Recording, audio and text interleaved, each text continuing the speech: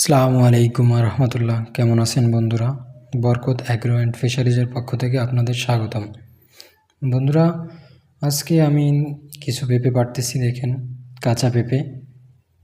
পেঁপে পাকানোর মতো সময় বা এখন সেরকম পরিস্থিতি নাই, কারণ আমাদের পাড়ের সমান সমান প্রায় পানি, তো গাছগুলো শক্তি কমে গেছে। এখন গাছগুলো হেলে যাওয়ার ভয়, অনেক গাছ হেলে গেছে, পড়ে যাওয়ার ভয়। এই জন্য আমরা পেঁপেগুলো পেড়ে ফেলতেছি, পেড়ে পেড়ে বিক্রি করে গাছের ভাড়া কমাই দিতেছি যাতে পড়ে না যায়।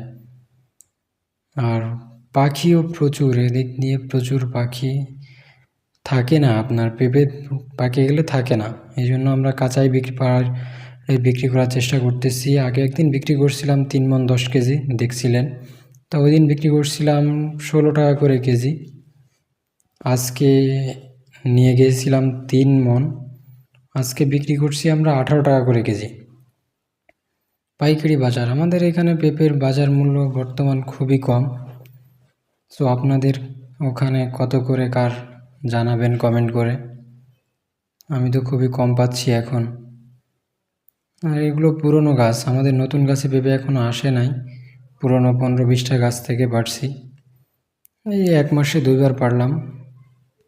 তো আমরা নতুন গাছ দিয়েছি, নতুন গাছে পেঁপে আসলে তখন আরও বেশি বিক্রি করতে পারবো। ওকে বন্ধুরা, আসসালামু আলাইকুম।